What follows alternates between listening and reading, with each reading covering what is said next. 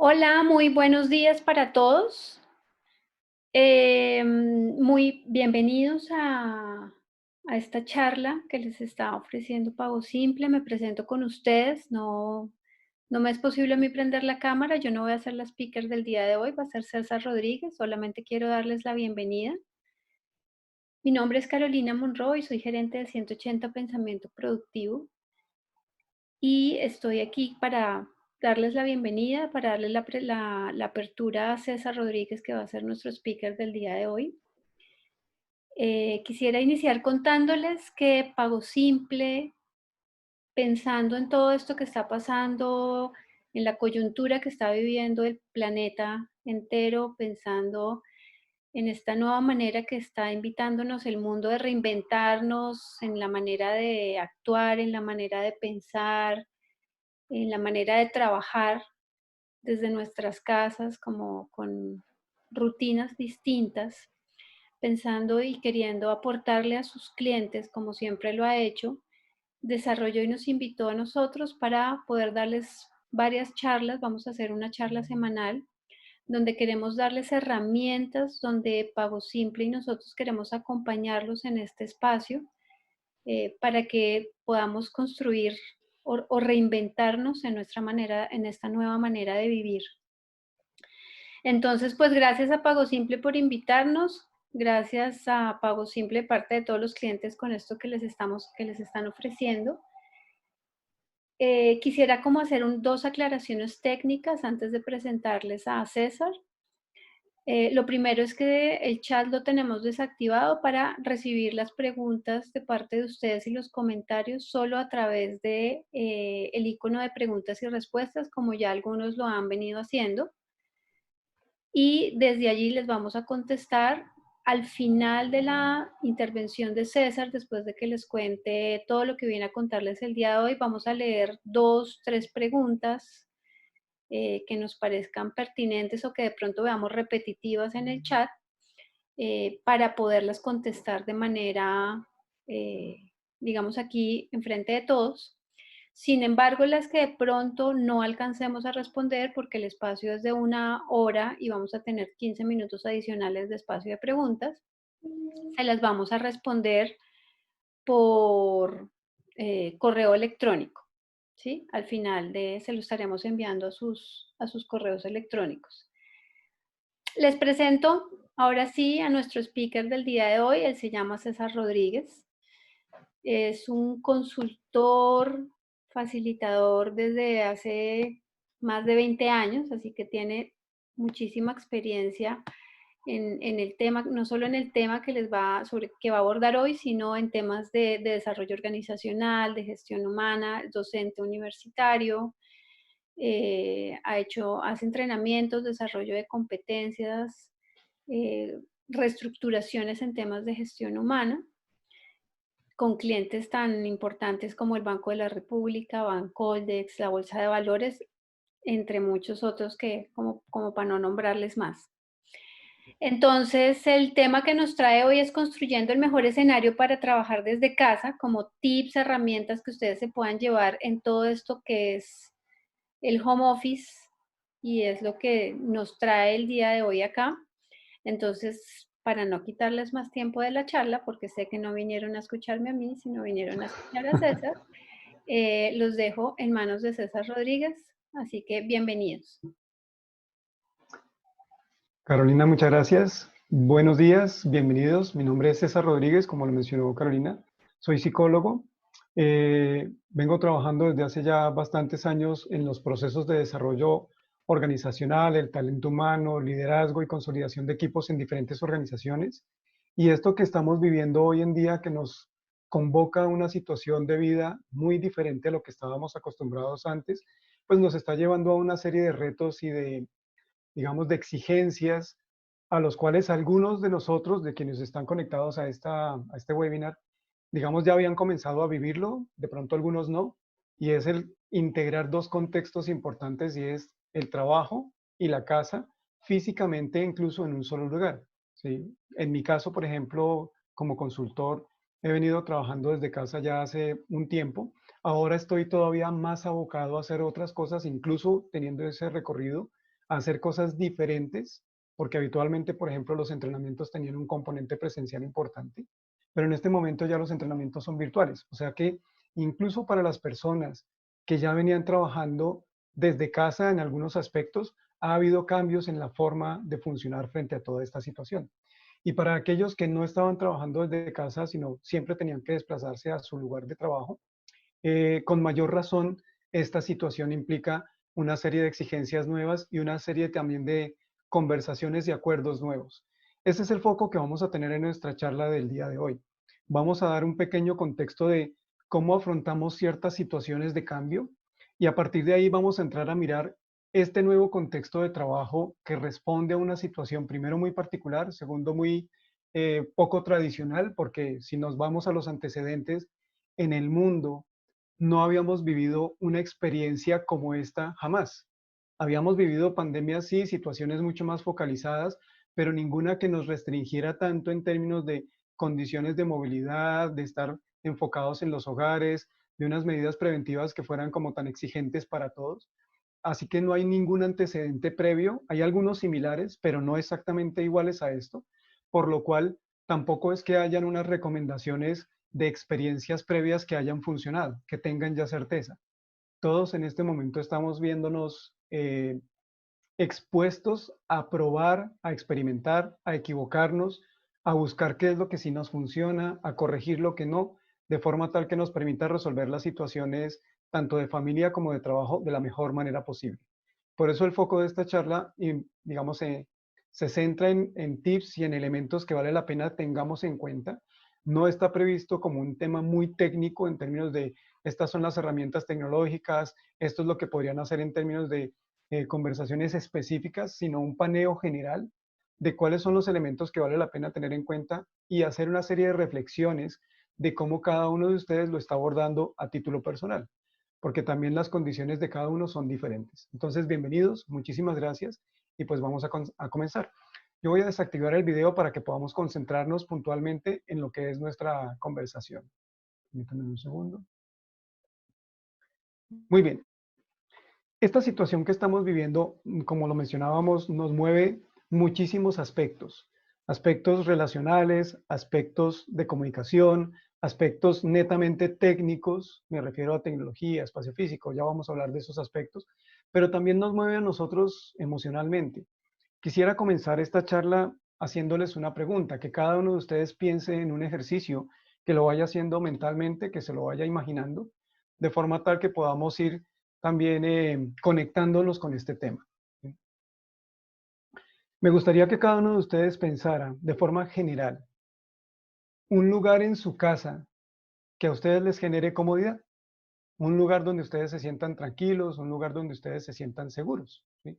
Simplemente piénsenlo. Voy a dar un segundo que lo piensen. Algunos ya lo tendrán muy claro, otros de pronto no. Y luego yo les voy a conversar las veces que hemos hecho este ejercicio, cuáles son las respuestas más comunes de las personas.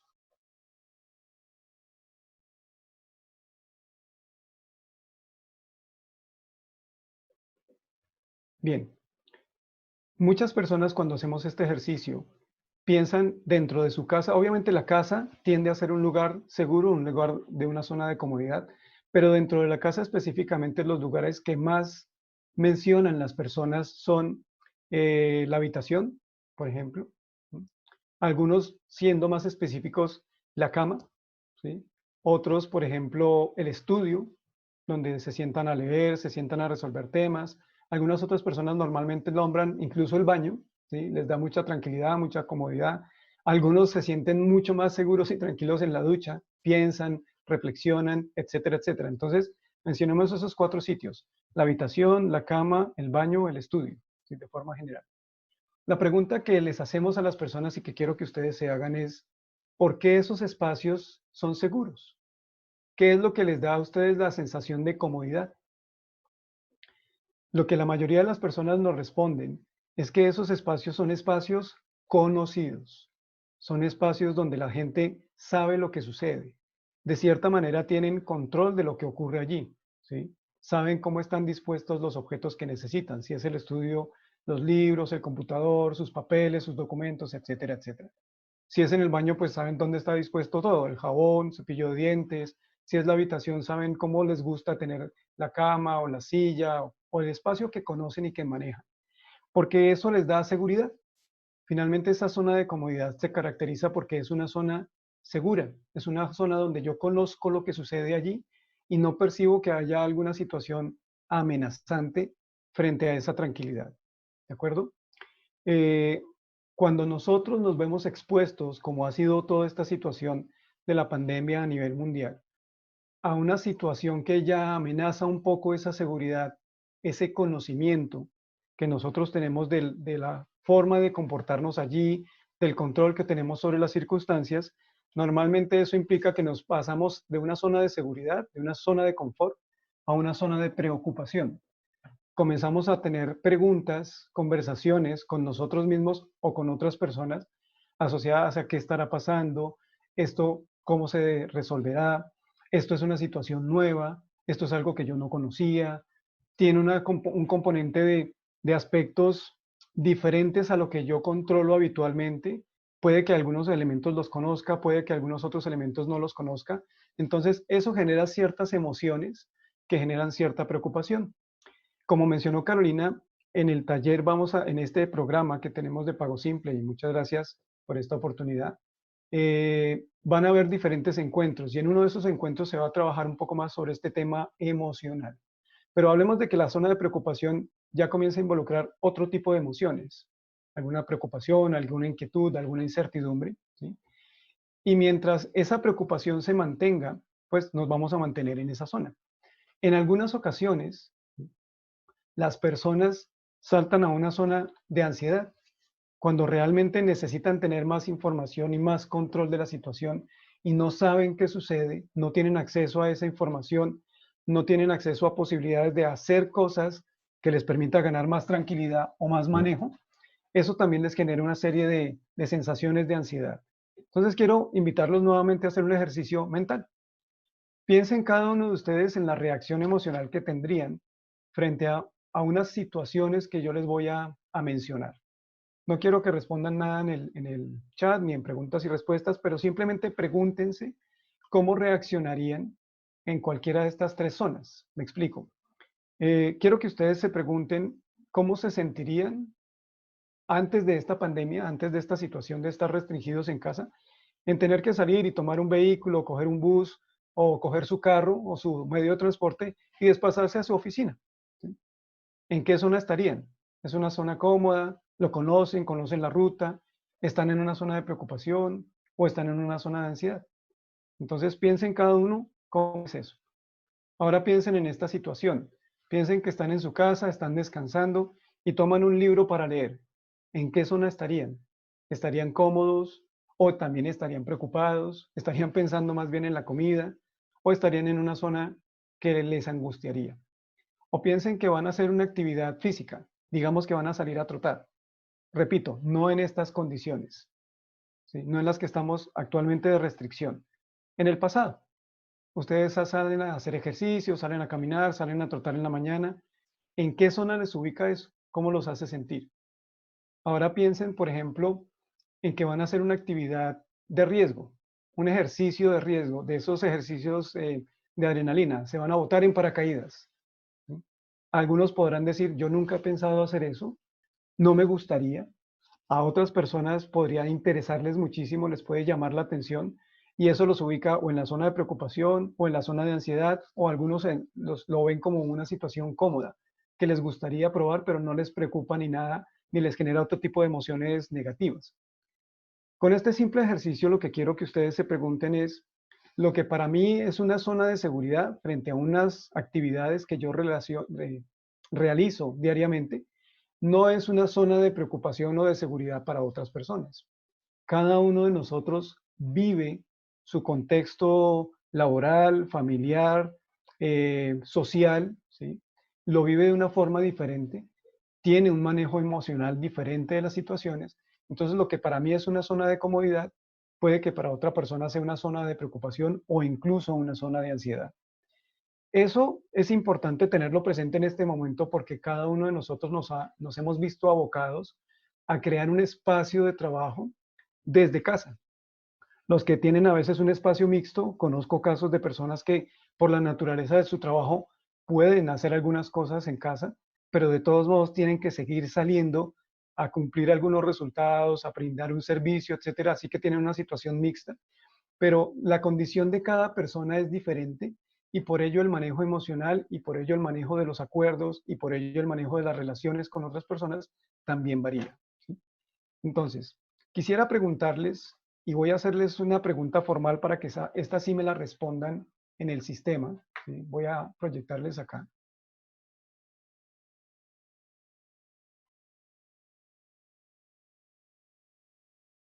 Quisiera que ustedes se preguntaran en cuál de estas tres zonas creen que el ser humano, ustedes, yo, cualquier persona, tendría mayor oportunidad de aprender y de hacer ajustes para crecer como persona. Acabo de poner en la plataforma una votación, por favor, elijan la opción que crean.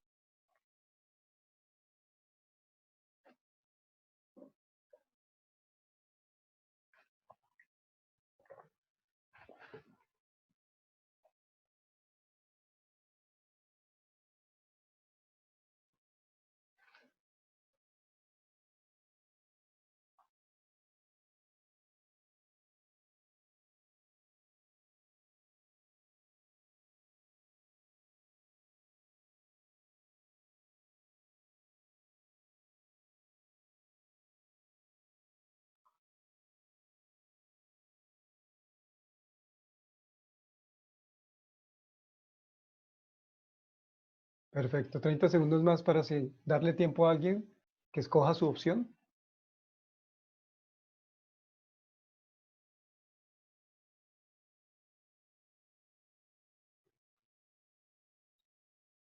Muy bien, voy a cerrar la votación.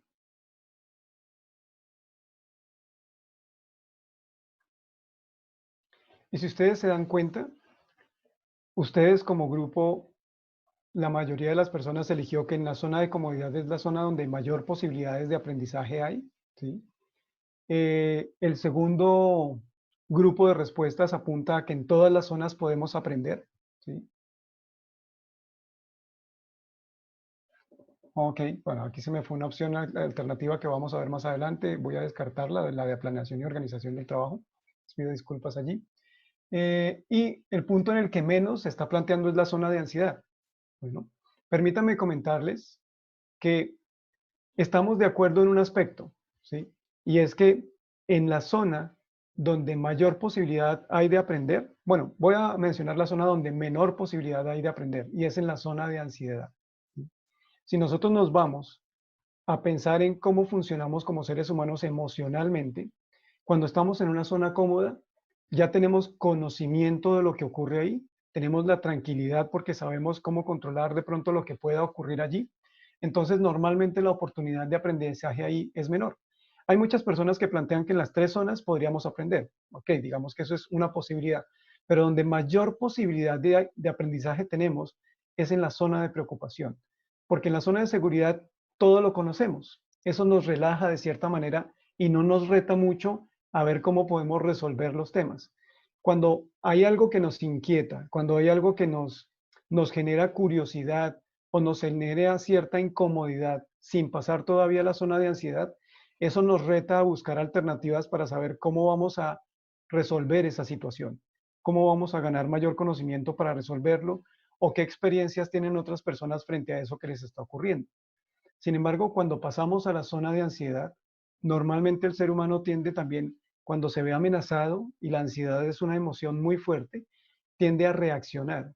Cuando nosotros reaccionamos, cuando somos reactivos, normalmente nuestro proceso de aprendizaje se limita porque nuestra energía tiene que estar orientada a la capacidad de reaccionar porque percibimos un riesgo o un peligro. Entonces, la reacción es muy rápida, es muy fuerte. Es más, a veces con la ansiedad, con la angustia que tenemos, hacemos cosas y después que entramos en la zona de preocupación, o sea, nos regresamos, nos damos cuenta, nos preguntamos miércoles, ¿qué fue lo que yo hice? ¿Qué pasó aquí? Yo no debía haber reaccionado de esta forma o sí debía haber reaccionado de esta manera. Entonces, la zona de preocupación es la zona que más nos convoca a hacer cosas diferentes y a comprender o a aprender de qué otra manera puedo resolver el tema. Yo quiero invitarlos a que ustedes se pregunten frente a toda esta situación que estamos viviendo y especialmente que nos restringe a trabajar desde casa en muchos casos. ¿En qué zona estoy? Si yo estoy en una zona que me inquieta, pero todavía no paso a una zona de ansiedad, tengo mayor posibilidad de preguntarme de qué otra forma puedo resolver las condiciones que tengo que resolver en mi casa para poder trabajar, para poder cumplir con mi familia, la alimentación de mis hijos, para poder cumplir también con los objetivos, para poder establecer otro tipo de acuerdos. Si yo siento que esta zona ya la conozco, es muy cómoda, puede que sean pocos los cambios que tenga que hacer y la pregunta sería qué tanto frente a una situación donde ya todos o la gran mayoría estamos trabajando desde casa, qué ajustes tendría que hacer para ser más efectivo. Ahora bien, ¿qué es lo que hace que nos restringamos a la zona de comodidad? Que a veces no salgamos a nuestra zona de preocupación. Lo que ocurre, ¿sí? Lo que suele suceder es que el temor es lo que nos lleva a nosotros a mantenernos restringidos en la zona de comodidad, porque el temor nos muestra que hay un escenario donde la preocupación nos puede generar, incluso llevar a la ansiedad. Y desde esa perspectiva no vamos a arriesgarnos a salir de la comodidad que tenemos. Y para avanzar rápidamente, hay 4 tipos de temores que podamos clasificar de cara a cómo lo estamos manejando, ¿sí? El temor que nos restringe a esta zona de comodidad. El primero es un temor a un riesgo real, un temor como el que estamos viviendo hoy en día, que implica que afuera hay un riesgo que puede poner en una situación delicada nuestra salud o la salud de nuestra familia. Y ese temor es algo que nos mantiene, nos busca asegurar unas condiciones que nos permitan dar tranquilidad y seguridad o bienestar a las personas con las que convivimos, ¿sí? Por eso no buscamos salir a esa zona de preocupación, exponernos, salir a la calle y demás. Los otros 3 temores son temores que normalmente podemos manejar más fácilmente. Son temor a lo desconocido, temor a lo desconocido es no sabemos qué va a pasar si yo salgo, no sabemos qué va a pasar el día de mañana cuando se acaben las restricciones de la cuarentena, etcétera, etcétera. Normalmente está asociado a un temor a futuro, ¿sí? Los temores prestados son temores que compramos de otras personas. No sé si a ustedes les ha ocurrido. Es muy bueno mantenerse informado de lo que está pasando, pero también hay algunos medios de comunicación, hay algunas noticias que son tan alarmistas que me angustian más de lo que yo estaba. Entonces comienzo a comparar el temor de otras personas y eso también evita que yo salga a esa zona de preocupación para tener la curiosidad necesaria o la inquietud necesaria para buscar de qué otra forma puedo acomodar mi espacio de trabajo. Y los temores infundados son esos temores que no tienen una razón de ser, que de pronto fueron temores que nos inculcaron en algún momento dado culturalmente hablando. Y lo más común para explicar estos temores es cuando uno era niño, esos temores de que si yo no me tomo la sopa, entonces pasa el señor del costal y me lleva. O si yo hablo de un temor infundado, hablo en un contexto laboral, hablo de una persona que me comentan siempre que es una persona difícil de llevar, pero yo no tengo una experiencia directa para saber si eso tiene un fundamento o no en mi caso. Ha sido el fundamento ha sido la situación de otras personas, pero yo sí creo ese temor y a la luz de ese temor me relaciono. ¿Por qué es importante tener esto presente? Porque, como lo mencioné antes, frente a esta situación no hay un precedente. Eso quiere decir que tenemos que arriesgarnos a hacer cosas diferentes para poder resolver de la mejor manera posible esa mezcla que tenemos de contextos entre lo familiar y lo personal de cara a responder con el trabajo. Y estos temores pueden limitarnos en ese riesgo que queremos asumir.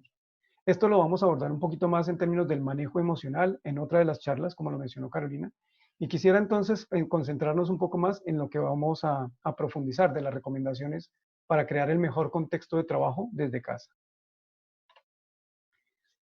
Recordemos siempre para concluir esta parte que cuando nosotros ya no podemos cambiar una situación, como es esto que nos está ocurriendo en este momento, porque hay muchas variables para que esto se resuelva y muchas de ellas no están en nuestro control, tenemos el desafío de cambiarnos a nosotros mismos. Esta es una frase de Viktor Frankl, un médico psiquiatra judío que vivió todo este proceso de la Segunda Guerra Mundial y de todos los campos de concentración, y tiene una serie de libros muy interesantes al respecto. para que ustedes puedan, si les parece interesante, buscarlos más adelante o les podemos enviar alguna bibliografía al respecto. Entonces, por eso, en este momento es necesario que cada uno de nosotros tenga una decisión consciente de hacer un pare en la forma como funcionamos hasta ahora, en nuestro trabajo, con nuestras familias, y podamos elegir hacer las cosas de manera diferente, aprender nuevas habilidades y adaptarnos a los cambios en nuestro contexto. Insisto en que es una decisión consciente porque si toda la responsabilidad de lo que sucede para resolverse está afuera, eso significa que nosotros no tendríamos la potestad de hacer algo en nuestro entorno para buscar resolver la situación de trabajo y de familia que estamos viviendo. Entonces yo tengo que hacer un pare, poner un límite y definir qué cosas sí puedo hacer en medio de esto que a la larga no puedo controlar. Esa es la invitación que quiero hacerles. Una vez cubierto esta invitación, ya hemos hablado de cómo esta situación que vivimos está mezclando fuertemente dos grandes contextos, lo que es la familia y lo que es el trabajo. Y lo que hemos encontrado ayudando a las personas y a las organizaciones a adaptarse a esta situación es que normalmente teníamos una división muy estricta entre trabajo y familia. Yo salgo a las 5, salgo a las 6, salgo a las 7 y ya me desconecto del trabajo y me voy a mi casa y en mi casa tendré otro tipo de dificultades, tendré otro tipo de satisfacciones, pero ya no pienso en el trabajo en la medida de lo posible.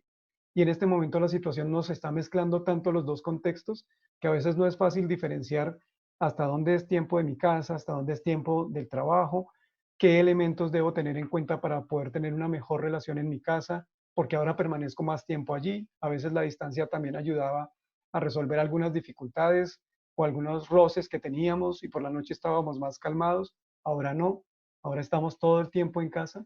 Entonces, desde esa perspectiva, ¿sí?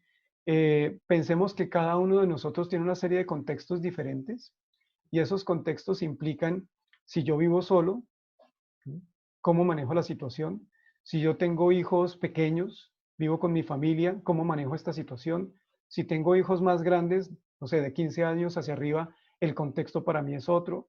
Si yo vivo solamente con mi esposa o mi esposo y mis hijos ya están grandes y ya se fueron de casa, ese es otro contexto. Entonces, cada situación es muy particular para cada uno y la idea es que estas recomendaciones que vamos a plantearnos, cada uno se las aplique de la forma en que considera pueden funcionar mejor para su contexto. Perfecto. Quiero generar otra votación. Quiero preguntarles, permítanme, dejar de compartir los resultados. Ups. Para ustedes, de estos aspectos que ustedes están viendo en pantalla, ¿cuáles son los aspectos en su caso que tendrían que cuidar más o sobre los cuales tendrían que trabajar más para adecuar unas condiciones en su casa que les permitan funcionar mejor en el trabajo? Elijan, por favor.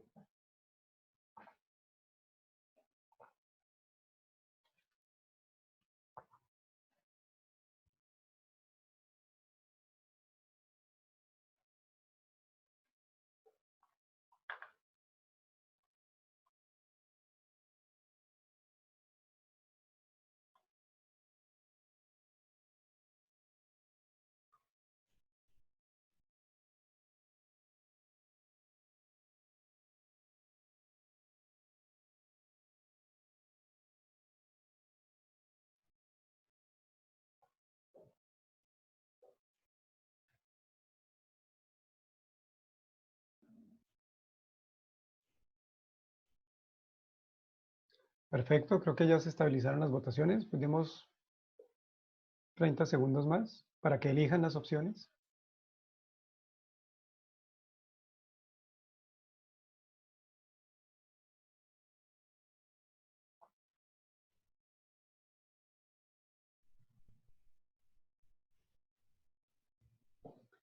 Muy bien.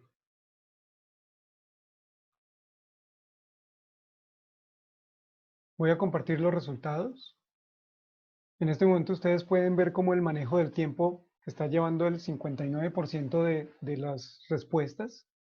Los puntos que siguen apuntan básicamente a la tecnología y a la relación que yo tengo con la tecnología, al manejo del espacio físico, a las relaciones, Bueno, la planeación y la organización del trabajo es el segundo, ocupa el segundo lugar, entonces estamos hablando del manejo del tiempo y la planeación y la organización del trabajo. Como ustedes se dan cuenta, esta votación lo que nos muestra son las variables que cada uno de ustedes considera más importantes que debemos tener presentes a la hora de tomar ajustes en nuestro contexto actual para poder responder a las condiciones de trabajo, ¿sí? Ya vamos a volver sobre esta información.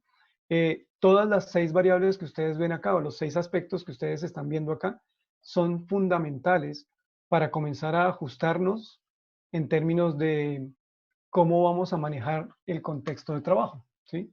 Quiero que cada uno de ustedes se imagine en una semana laboral, ¿sí? Estos 6 aspectos son fundamentales tenerlos presentes para saber sobre qué voy trabajando.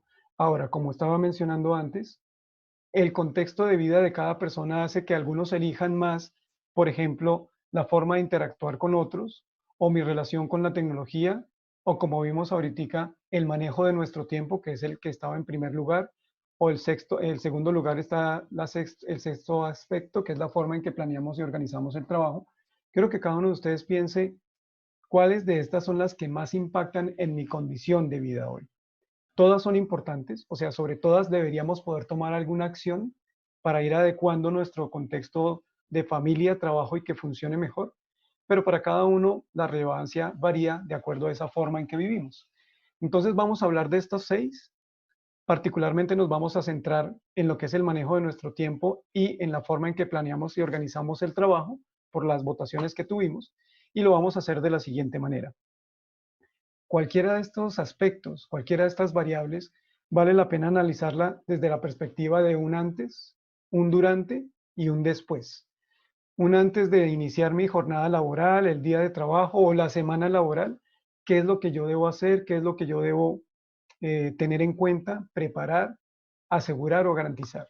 Y esa primera fase de antes implica asegurar el contexto, es decir, estar preparados con antelación, conversar con las personas con las que tenemos que conversar, llegar a una serie de acuerdos con respecto a estos aspectos o alguno de los aspectos donde para mí es muy importante tener tranquilidad. Sobre eso vamos a hablar en un minuto. Lo otro es que cuando ya yo he preparado este antes, durante, es decir, ya cuando me voy a iniciar mi jornada laboral, cuando me conecto al computador, cuando me siento a hablar con las personas, cuando tengo que tomar acciones de trabajo, cómo es que me debo comportar según lo que yo ya planeé o preví en la etapa anterior, en la fase 1, ¿sí? Cómo debo aplicar el plan de trabajo y cuáles son los acuerdos que yo debo mantener. Entonces, el durante es eso que yo preparé en la fase antes, cómo lo llevo a la práctica en durante. Y en la tercera etapa es después de que yo concluí la semana laboral, el día laboral, cuando yo ya cerré mis actividades, ¿qué es lo que debo tener en cuenta? Y es validar y recargar. Validar significa hacer seguimiento a los compromisos que tenemos, poder estar cumpliendo el trabajo que tengo, el informe, el correo, etcétera, etcétera. Y recargar es hacer los cortes, las pausas que necesito para poder descansar y para poder reconectarme con esos aspectos de mi vida que me llenan de energía, recargarme, ¿sí? No sé, hablar con la familia, leer un libro, etcétera, etcétera. Ya vamos a hablar de algunos de esos aspectos. Pero recuerden que para poder manejar estas 6 variables, estos 6 aspectos, yo debo sentarme y preparar sobre cada uno antes qué debo trabajar, con quiénes voy a tener que hacer unos acuerdos, qué es lo que me exige cada uno de ellos, para que durante la ejecución de la jornada de trabajo yo pueda ponerlos en práctica y luego sí estar tranquilo en la fase posterior, en la fase de después. Entonces vamos a mirar el antes. Hay 7 aspectos que vale la pena tener presentes preparando este momento de asegurar el contexto. El primero es, como ustedes ya lo vieron, el espacio físico.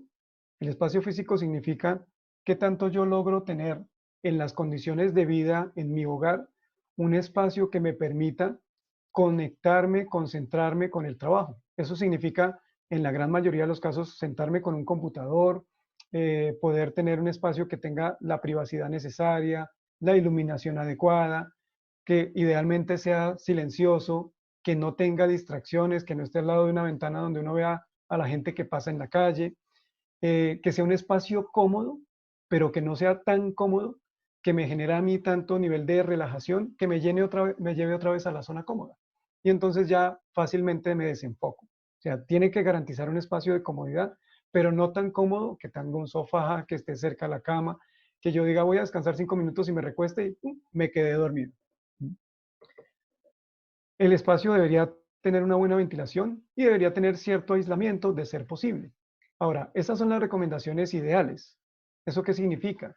Que hay veces yo no tengo el espacio de privacidad necesaria o el estudio queda frente a un pasillo o no hay estudio, yo trabajo desde el comedor, digamos, en la mesa del comedor. Entonces, ¿qué condiciones de las que están acá yo puedo ir ajustando? ¿Cuáles no? Y esas que no puedo ajustar físicamente, por ejemplo, van a ser motivo también de algún tipo de ajuste en términos de acuerdos con las personas con las que yo convivo, ¿sí? Ya lo vamos a hablar más adelante. El otro aspecto es la tecnología. Y aquí quiero resaltar que no solamente es contar con la tecnología adecuada, me refiero al computador, a la conectividad en Internet, a la plataforma, por ahí habían algunas preguntas de qué plataformas nos ayudan a consolidar los documentos, pero no solamente es qué tanto yo tengo la tecnología adecuada, sino cómo me relaciono yo con la tecnología. Qué tanto para mí es fácil, es difícil, qué tanto para mí me agrada investigar, que no me gusta de la tecnología, la considero impersonal. Entonces, ¿qué creencias tengo yo en la forma en cómo abordo esta aproximación a la tecnología? Y desde ese punto de vista, ¿qué aspectos tendría yo que mejorar o que cambiar? Porque estamos de alguna forma abocados, forzados a que tenemos que incorporarla para poder ser un poco más efectivos y resolver las situaciones que estamos viviendo en este momento. Entonces, la pregunta no solamente es si tengo la tecnología adecuada, asegurarla, sino cómo me estoy relacionando con esa tecnología, qué tanto me estoy preparando, por ejemplo, para esta sesión, saber manejar bien Zoom, poder utilizar las preguntas, etcétera, etcétera, etcétera. El otro aspecto es la planeación y la organización, que es uno de los que fuertemente salió en nuestra votación. La principal recomendación es que ustedes piensen en términos de metas, en términos de objetivos, de entregables. ¿Qué es lo que yo tengo que resolver este día o qué es lo que yo tengo que resolver en esta semana? Y a partir de ahí se devuelvan y puedan dividir esa semana o ese día en esos objetivos que quieren alcanzar. Es decir, yo necesito salir de un informe, ese es el entregable que yo me propongo sacar el día de hoy. A las 4 de la tarde debería poder estar mandando ese informe, entonces sobre eso me devuelvo y digo cuáles son las otras actividades que están aledañas a eso y comienzo a distribuir el tiempo y a planear cuáles son las actividades que requiero hacer para cumplir ese objetivo. Por eso es muy importante para planear y organizar partir de el punto final al que quieren llegar. Antes quizás las actividades eran muy repetitivas y a veces perdíamos de vista el objetivo, que el objetivo se lograba al final de la semana o se lograba al final del mes. Ahorita hay que colocar objetivos muy a corto plazo en el día, de aquí al miércoles, de aquí al viernes, de aquí a esta semana o a la próxima semana, para poder medirlos y saber qué tan efectivo estoy siendo a la hora de trabajar desde casa. César, El cuarto es, perdón, te sí. interrumpo. Me están diciendo que te están escuchando un poquito bajito. Ah, ok, perfecto. Voy a acercar un poco más el micrófono, espero que así funcione mejor. Vale. Gracias. El cuarto aspecto son las necesidades familiares. Como acabamos de mencionar, los dos contextos, trabajo y hogar, están completamente fusionados en este momento. Entonces yo tengo que anticipar o prever en esta etapa en esta fase 1, cuáles son las necesidades familiares que tenemos que cubrir durante este día, durante esta semana. Insisto nuevamente, si yo tengo niños pequeños de 8 años, de 10 años, por ejemplo, tengo que estar muy atento a cómo estamos manejando la actividad escolar y qué exigencia va a tener para mí o para mí, para mi esposo, para mi esposa o para las personas con las que convivimos, apoyar a nuestros hijos en esta situación. Si yo vivo solo o si yo vivo solo con mi pareja y mis hijos ya están grandes y viven solos, las necesidades familiares varían.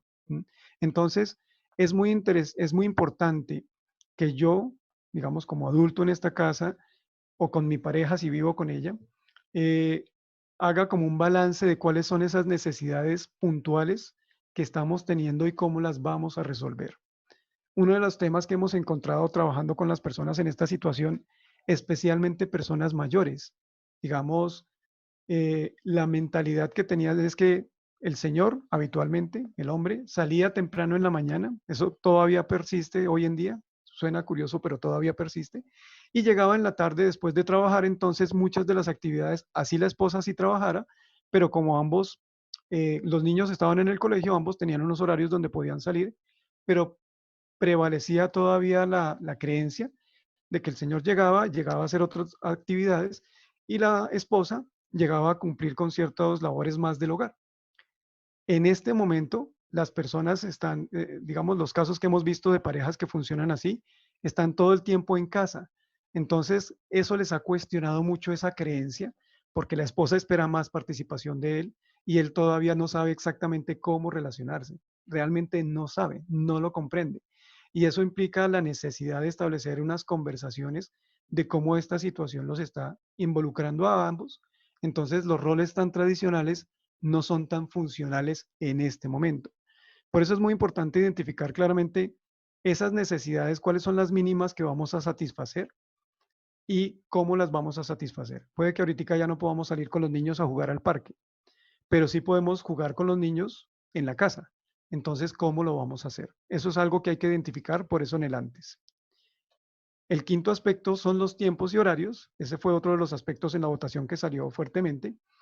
Si yo ya tengo identificadas las necesidades, sé cómo es mi espacio físico y comienzo a hacer una planeación y una organización, indudablemente eso me va a llevar a mí a que establezcamos unos horarios conjuntamente con las personas con las que estamos conviviendo en casa para poder manejar los tiempos de trabajo y de familia, ¿sí? Esos tiempos van a implicar también unas conversaciones con personas con las que yo trabajo, ¿sí?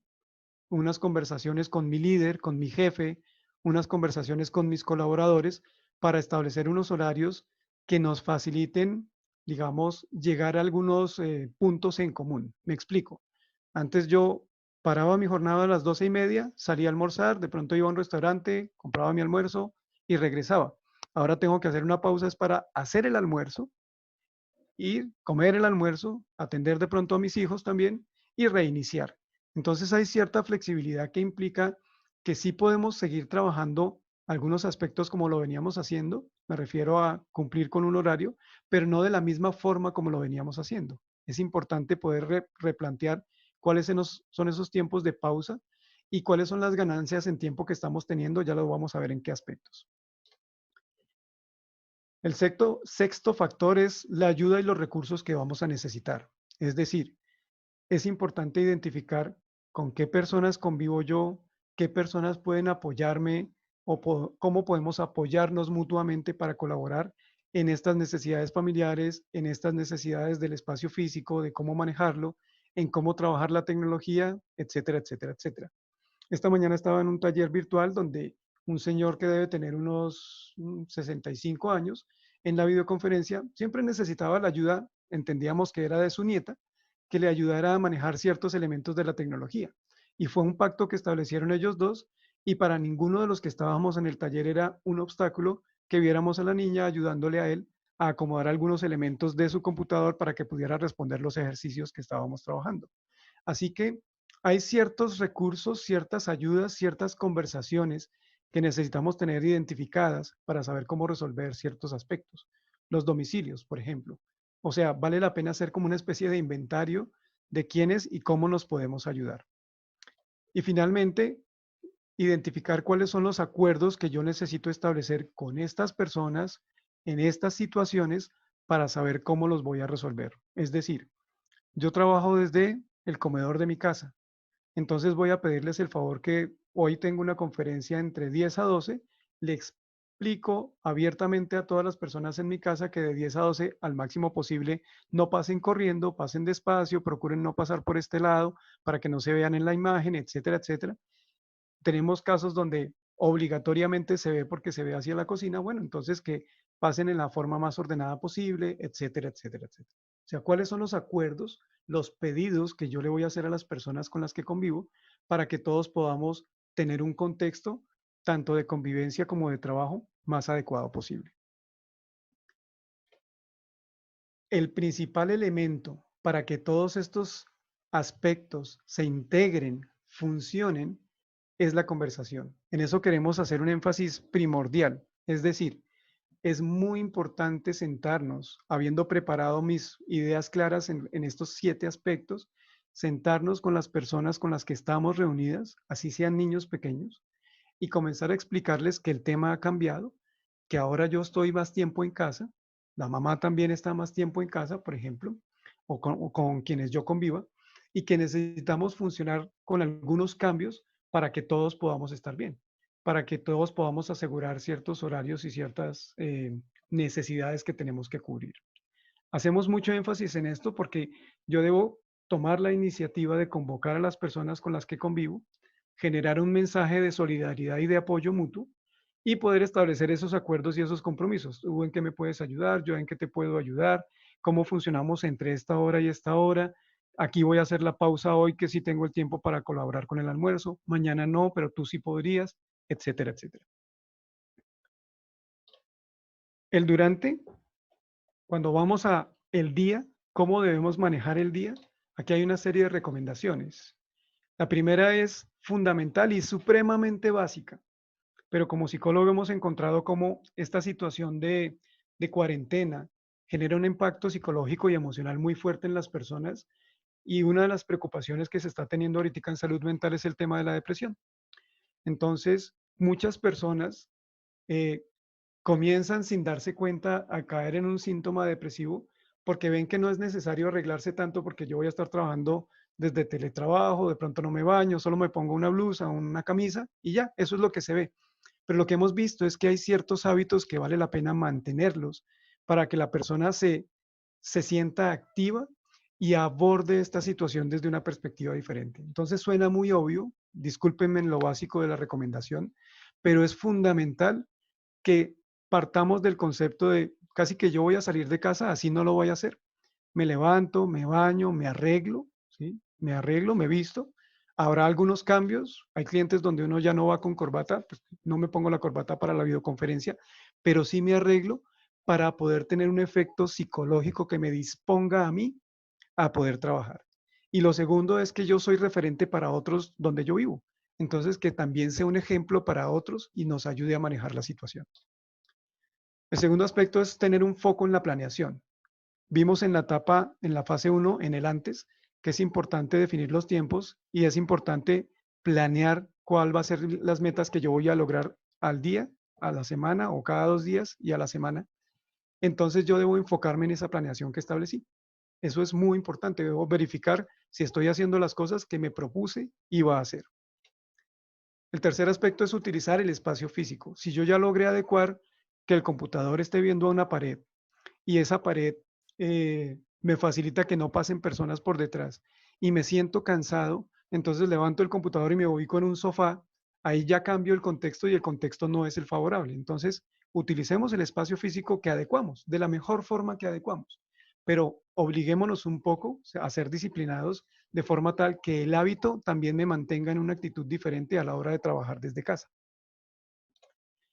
Evitar las distracciones, algo ya mencionamos. Es muy importante que todos estamos ahora más conectados con todos los medios electrónicos, el chat, eh, las redes sociales, el mismo, digamos, el celular. Entonces, evitemos distracciones que nos tomen más de 2 minutos de atención. Es decir, si yo estoy aquí en este webinar con ustedes, veo que me llegó un mensaje, veo que es un mensaje de pronto en este momento de mi papá, no me toma 30 segundos, lo puedo dejar a un lado y sigo en esta situación. Si ya veo 3 mensajes, el tema de pronto es más urgente, pero si la distracción es mayor a 2 minutos, se convierte en un foco que a mí me dispersa en el objetivo y en el propósito que yo quiero lograr. Eso significa que hay un momento en el que yo debo hacer unas pausas. Es el otro aspecto.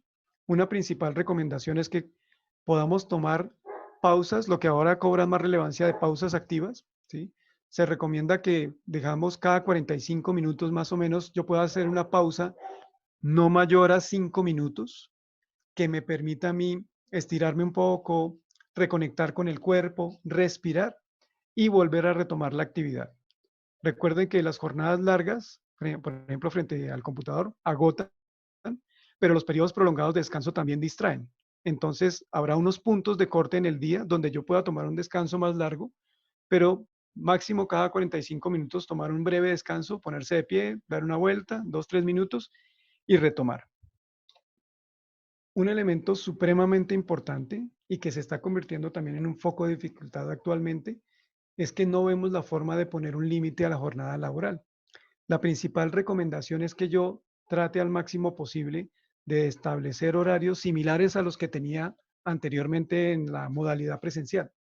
Es decir, arrancar a las 8, 8:30, que ese sea mi meta, siempre arranco a esa hora, en el horario que a mí más me conviene, que yo hago una pausa formal a las 5 o a las 6 o a las 5:30, de acuerdo al horario, definir un horario que me permita a mí cubrir con las actividades, pero que tenga un límite y que yo pueda establecer esos acuerdos con las personas de ciertos temas, de pronto ya se fueron para el día siguiente, de forma tal que maneje unos límites que permitan que todos comprendamos en qué punto estamos trabajando, en qué punto podemos descansar, en qué punto tenemos que hacer, asumir responsabilidades de la casa.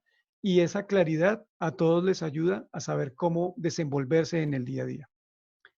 Y finalmente, los desplazamientos que ya no tenemos que invertir son un tiempo que ganamos, que nos permite redistribuirlo e incluirlo dentro de esa planeación del tiempo para saber cómo los va a volver más efectivos.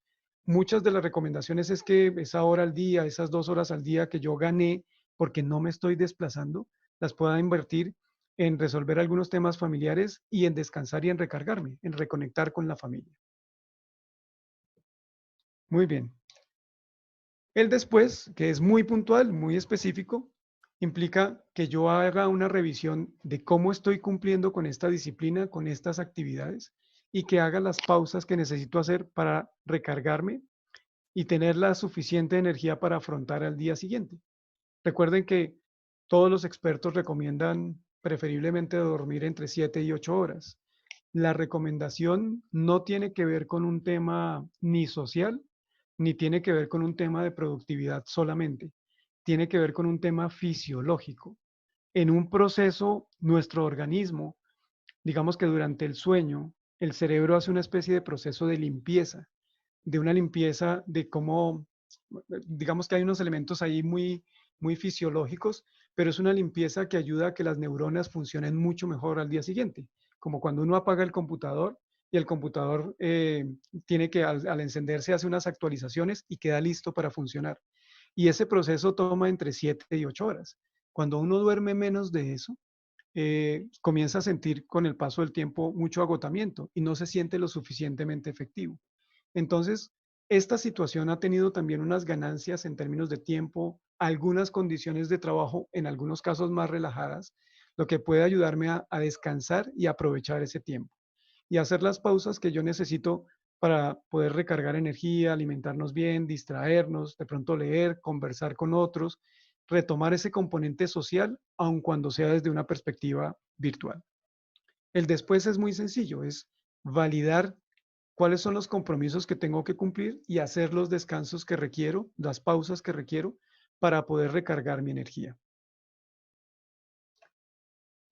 Las recomendaciones finales que podríamos tener acá es muy importante, volvemos a insistir, involucrar al líder, involucrar a los compañeros de trabajo y a los familiares en un proceso de conversaciones para establecer cuáles son los límites en los cambios que tenemos que hacer y lograr acuerdos. Esos acuerdos implican definir los cuidados durante la jornada laboral, el establecer, por ejemplo, menos ruido, evitar ciertas interrupciones, de qué forma vamos a pedir ayuda. Y el concepto de límites es hacer cumplir esos acuerdos, ¿sí? Por ejemplo, yo puedo colocar un letrero donde ya arranqué un horario de trabajo y que todos en mi familia sepan que en este momento estoy en una reunión para evitar interrupciones que no sean necesarias. Acordar con las personas de mi familia si se presenta algo urgente, cómo sí me pueden interrumpir y yo establecer esos acuerdos también con mis compañeros de trabajo, ¿sí? Colocar estos límites a la jornada laboral, aprovechar muy bien los tiempos recuperados de desplazamientos, mantenerme conectado con las personas es fundamental para que las personas tengan la tranquilidad de que yo estoy al frente de los temas, contestar las llamadas, cumplir con las entregas, responder los correos, ¿sí? Finalmente, lo importante acá es crear un espacio de conversación que nos permita validar cómo estamos viviendo esta experiencia, porque en la medida en que todos estemos hablando de cómo lo manejamos, qué nos está funcionando y qué no, eso va a ayudar a que estas experiencias las podamos compartir entre otros y de acuerdo al contexto de vida de cada uno, podamos ser más efectivos tanto en la familia como en el trabajo. La principal recomendación es establezcan claramente esas ideas sobre los cuales o esos aspectos sobre los cuales necesitamos conversar en familia para poder llegar a establecer unos acuerdos. Y al máximo posible vivir esta experiencia como otra experiencia, primero de aprendizaje, que me ubica en una zona, digamos, de riesgo, de reto, no en ansiedad, pero sí que me motiva a encontrar alternativas diferentes para llevarlas a la práctica y aprender. Esa es la principal recomendación. Muchísimas gracias.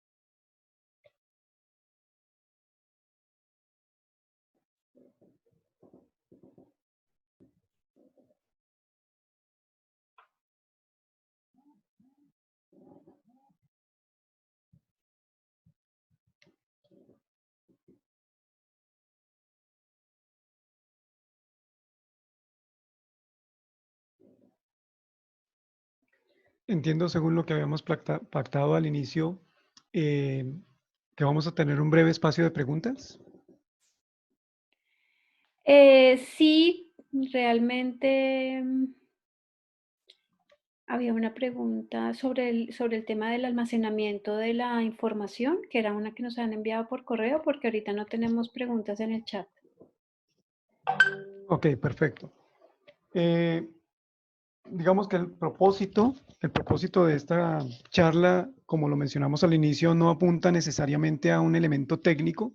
Sin embargo, algo que sí ha estado ocurriendo con toda esta situación de la pandemia es que muchos servicios que puede uno encontrar en Internet están siendo, se ponen como una modalidad gratuita que permite acceder a diferentes herramientas.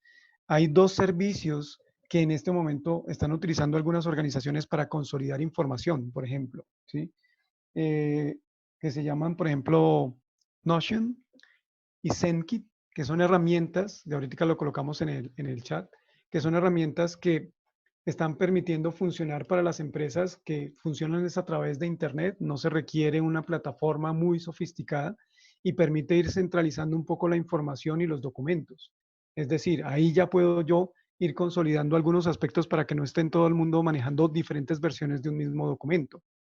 Eh, lo más básico es tener algunos puntos, algunos repositorios como Google Drive o como, eh, oh, se me escaparon los otros, por ejemplo, se me fue, el de Microsoft. Pero bueno, algunos repositorios donde yo puedo ir subiendo documentos, pero ya hay muchos servicios que están ofreciendo la posibilidad, sin una inversión realmente grande o completamente gratuitos, para poder compartir información, subir documentos, hacer una gestión documental y en Internet podemos encontrar varios de ellos. Vale, Cecitar. Digamos que las preguntas están más, bastantes personas están inquietas por si van a tener la grabación. La respuesta es sí, les vamos a enviar la grabación a sus correos electrónicos. Seguramente lo que les vamos a enviar es un link para que la descarguen porque va a ser pesada.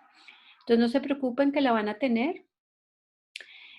Por si tienen personas que no se pudieron conectar porque tuvimos un problema técnico con la plataforma, se las van a poder enviar sin ningún problema. Respecto a eso, te están agradeciendo mucho por la charla, muy interesante. La charla fue muy clara, te dicen algunas personas. Gracias. Dice Doralba Hernández, cuando se normalicen las condiciones después de la pandemia, ¿qué podrá cambiarse y qué podrá mantenerse? Esa es una pregunta bien interesante. Alguien al comienzo mencionaba que este tema del teletrabajo, el trabajo en casa, el home office, no es algo nuevo y en eso tienes razón. Esto ya lleva bastantes años funcionando, especialmente en organizaciones muy grandes, pero nunca se había visto tan necesario y nos habíamos visto tan forzados a que aquellas personas que no habían entrado o aquellas organizaciones que no habían trabajado desde esta perspectiva tuvieran que hacerlo. Desde esa perspectiva, cuando la situación se normalice, y hablar de normalizarse significa que haya menos restricciones, que se haya resuelto un poco toda la investigación de cara a las vacunas para el coronavirus y demás, la situación, lo que plantean los expertos es que nunca va a volver a ser igual. Sí van a haber cambios. Es decir, esto nos ha expuesto a una situación donde hemos visto que es muy difícil, pero que somos capaces de adaptarnos y que hay muchas herramientas y hay muchos mecanismos que ya entraron a funcionar, puede que evolucionen y sean mucho mejor más adelante, pero que ya entraron de lleno en nuestras vidas. Entonces, muchas organizaciones ya están comenzando a analizar cómo sacar más provecho de esto en una perspectiva mezclada, es decir, que no sea todo necesariamente home office, pero que ya han visto que hay ciertos trabajos que antes consideraban que de pronto nunca se iban a poder hacer desde casa y ahora se ha visto que sí, porque nos ha tocado. Entonces, ya yo me imagino que esto va a tener un impacto en las políticas de las organizaciones, de cómo implementar una serie de beneficios también a sus colaboradores, porque esto se ata al concepto de salario emocional. A muchas personas les parece, o nos parece, me incluyo, muy atractivo trabajar desde casa porque de todos modos sí hacemos una presencia con nuestros hijos, con las personas con las que vivimos, y eso ayuda a mantener una cercanía y a mejorar un ambiente familiar. Y emocionalmente eso también nos favorece. Entonces, las condiciones, cuando se normalice, entre comillas, toda esta situación, ¿van a ser diferentes? Sí, todavía es muy incierto saber cómo van a quedar, pero sí va a tener un efecto importante en la forma como trabajamos tanto virtual como presencialmente y en la forma como las organizaciones también nos vinculan a ese tipo de trabajos. Gracias, Cecitar. Nos pregunta Ingrid Piedad Castillo, ¿cómo manejar el ver a la pareja todo el día pegada al celular? Habría una pregunta de base antes de responder el ver a la pareja todo el día pegada en el celular y es, ¿a mí qué emoción me genera ver a mi pareja pegada todo el día en el celular? O sea, a mí como persona, no solamente al otro, porque digamos que la situación puede ser muy amplia, yo no conozco cuál es la relación de pareja, cómo está, en qué estado está, pero cada persona sabe cómo está la relación de pareja con su esposo o con su esposa, qué preocupaciones y qué situaciones le disparan algunos temores y qué cosas le dan tranquilidad. Entonces, en el contexto en el que tú veas a tu pareja, a tu esposo, estar pegado todo el día en el celular, pues eso va a tener un efecto en ti en cómo está definida la relación de pareja. Haciendo esa salvedad, creo que es muy importante, como lo hablábamos en la charla, tener una conversación. Primero que tú prepares cuál es el pedido que vas a hacerle a tu esposo en términos de la necesidad de tener una conexión con él, que él tenga una conexión contigo y que ponga un límite a veces en el celular. Habrá momentos en que tenga que responder cosas urgentes, ¿sí? Pero también hay una forma en que necesitas contactarte con él. Entonces, ¿cuál es el pedido que le vas a hacer? ¿De qué manera esperarías tú que también él te prestara atención, por ejemplo? ¿Por qué es importante para ti? ¿Por qué es importante para él? Preparar como esas ideas y luego sí abordarlo en una conversación donde puedan establecer el límite de en qué momentos tú necesitas contar con él. Eso es importante para que la persona también sepa qué esperar. ¿Sí? Incluso, una forma de contactarlo a través del celular es el mismo celular, ¿no? Con mi esposa a veces pasa que, por ejemplo, aquí nosotros vivimos en un sitio donde es una casa que tiene 2 niveles y casi que su lugar de trabajo está abajo y mi lugar de trabajo está arriba. Entonces puede que en el día no nos veamos y a veces ella me coloca mensajes en el chat diciendo, hola, bajemos a tal cosa. Entonces, incluso el mismo celular va a ser un mecanismo de comunicación, pero lo más importante es que tú puedas definir cuál es el pedido que tienes y la razón del por qué, para qué es importante, por qué es importante para ti, para abrir una conversación con él bajo los elementos que acabamos de mencionar, que ayude a establecer un acuerdo. Vale, gracias. ¿Cómo aplica, nos pregunta Beatriz, cómo aplica el tema de la responsabilidad de la ARL en riesgos laborales? Oh, esa es una pregunta bien interesante. Eh, no soy experto en términos de riesgo laboral como tal. Creo que lo que sí he visto, lo que he conversado con algunas personas que trabajan fuertemente en ese aspecto es que las ARL se están enfocando nuevamente en revisar cómo esta situación les está replanteando las condiciones de aseguramiento que tienen para las personas, porque el escenario de trabajo cambió, el contexto cambió y los riesgos también han cambiado, ¿sí? Esto les está poniendo, esta situación le está poniendo un reto no solamente a estas organizaciones, sino a muchas otras, porque lo que antes consideraban un entorno controlado o un entorno que garantizaba un trabajo, ya no está tan bajo su control. Entonces, vale la pena entrar a mirar en cada una de las ARLs, por ejemplo, donde yo estoy afiliado, donde cada uno de ustedes está afiliado, o en la empresa que los cobija a ustedes, comenzar a plantear esas conversaciones de esta situación, qué cambios le está exigiendo, si está exigiendo o no algún cambio en los cubrimientos que tienen para sus empleados, por ejemplo. Porque la política va variando, no hay todavía una política nacional al respecto, entonces va variando de acuerdo a cada organización, a cómo está asumiendo el reto. Nos preguntan también que en el caso, por ejemplo, de una diseñadora que tiene que estar todo el día conectada, las pausas también deben ser de 5 minutos. La recomendación es que, a ver, el ser humano también tiende fisiológicamente a perder la atención cuando ha estado periodos prolongados de tiempo concentrado en una actividad, más si estamos hablando de trabajar en el computador.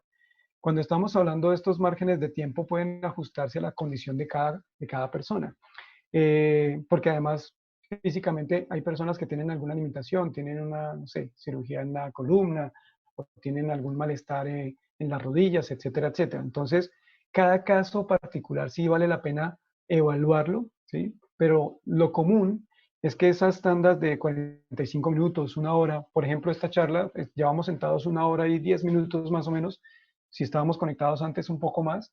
Entonces, yo podría hacer una pausa de 5, de 10 minutos y retomar. Lo importante es que la pausa te permita recargarte, pero no distraerte del foco que tienes que hacer. Y hay un punto donde sí tendrás que tomar un descanso mucho más prolongado. Entonces, el objetivo que te planteas, voy a hacer un poco más específico, tienes este diseño que sacar, trata de fijarte una meta y es cuál es el tiempo que le vas a dedicar a ese diseño, si digamos una hora y media, si en esa hora y media todavía no terminas el diseño, haz una pausa, esa pausa puede ser de 5 minutos y retomas y nuevamente te pones un tiempo límite. Voy a dedicarle una media hora más, creo que es con eso puedo terminar este diseño y a veces es una pausa un poco más prolongada y retomas otro diseño y así sucesivamente. Pero las condiciones varían en tiempo, también de acuerdo a la condición física y de salud de cada persona. José Rojas pregunta si tienes de pronto alguna bibliografía que puedas eh, compartir o nombrar para que la gente la busque. Ok, excelente. Sí, dentro del video podemos agregar también una lámina con algo de bibliografía que estuve investigando para preparar esta presentación precisamente. Muchos de ellos, digamos, mucha de esta bibliografía también hace referencia a experiencias, como les comentaba, de otras organizaciones o a política pública. Algunos de esos enlaces que ustedes van a encontrar hacen referencia a recomendaciones de nuestro gobierno nacional o, por ejemplo, de México, de otro tipo de sitios. Para no presentarla acá, sí la vamos a incluir allí en este material que va a quedar disponible para ustedes. Bueno, gracias. Dos preguntas más. Primero, ¿cómo se ve la industria musical y del espectáculo que necesita a las masas? Pregunta Andrés Montaño. Esto ha sido un impacto bastante fuerte para, digamos, muchos de los segmentos de mercado asociados a eventos, por ejemplo. Eh, Desde la perspectiva organizacional, pues muchas de estas entidades tienen un músculo financiero que hasta ahora les ha permitido manejar la situación. Sin embargo, para los artistas, para los intérpretes, para muchas personas, el tema ha cambiado fuertemente. Ahora yo creo que un reto importante, y ustedes lo han visto en varios artistas reconocidos que comienzan a ofrecer conciertos virtuales, que comienzan a ofrecer, eh, digamos, este tipo de ¿cómo lo llamaríamos? De eventos, ¿sí? Están buscando mantener su presencia en la mente de las personas, así todavía no estén cobrando un ingreso, para que cuando el tema se normalice un poco y se flexibilicen las condiciones de estos eventos masivos, se genere una expectativa tal que las personas puedan salir a buscarlos cuando lancen un concierto, cuando lancen alguna actividad. Eso es lo que las personas están haciendo en este momento mucho en ese segmento, o dedicándose a preparar contenidos, a preparar canciones, a dar fragmentos que ayuden a que las personas se enganchen y los sigan. En términos de generación de ingresos, claro, el tema se ha visto muy restringido, pero el manejo que las personas del mundo del espectáculo, especialmente en la música, he visto, están tratando de darle, es eso, es mantenerse presentes y vivos en la mente de su comunidad, de sus fans. Y eso también es un elemento importante porque es motivante tanto para la comunidad como para el artista. Gracias. Y finalmente nos pregunta Jenny Paola Gamboa, ¿se puede plantear a los empleadores horas extras con el teletrabajo asignado por el momento? Mm, Esa es una pregunta también interesante porque lo que toca un componente de ley, del reglamento de trabajo, que todavía no se ha modificado con base en toda esta situación. Entonces, si tú me preguntas puntualmente, sin que yo sea un abogado laboral, yo pensaría que primero es un tema que hay que conversar con el empleador, con el jefe, pero no le veo un escenario todavía muy prometedor porque la ley es el respaldo en este momento para las organizaciones y en eso la ley no ha cambiado. Es decir, la ley establece en qué condiciones es que se plantea un horario extralaboral y en qué condiciones no, y eso está ya pactado en este punto en los contratos que uno tiene de trabajo. Entonces, valdría la pena es comenzar a hacer la pregunta, ¿cómo se está pensando en la organización manejar esta situación? ¿Qué se considera una hora extra? Sabiendo que en este momento el control de los tiempos varía, los acuerdos de trabajo que se tienen, para ver cómo la organización, cómo esta empresa, mi empleador, está asumiendo la situación, porque también la ley da ciertas flexibilidades de acuerdo a los convenios que hayamos establecido. Entonces, formalmente, hasta donde tengo entendido, no podría haber una exigencia laboral más allá de lo que la ley plantea. Entonces es mejor ir abriendo la conversación con los empleadores para preguntarles, bueno, ustedes cómo están viendo esta situación y esto hasta dónde nos podría llevar a replantear algunos aspectos de cuáles son las horas extralaborales y cuáles son los horarios laborales. Bueno, César, muchas gracias. La mayoría de los comentarios fueron felicitándote por tu charla y por la claridad. Vamos a cerrar ya, no hay más preguntas, alcanzamos a resolver todas las preguntas. Como les dije, les vamos a enviar la grabación de esta charla, de pronto con el material que vieron El día de hoy. el día de hoy. Así que bueno, no, darles las gracias a todos por asistir y a ti, César, por la conferencia. Carolina, muchísimas gracias, es un placer. Muchísimas gracias a ustedes y esperamos que esto genere un escenario que sea de utilidad para ustedes y para ustedes y nos ponga a pensar en diferentes posibilidades. Muchísimas gracias. Bueno.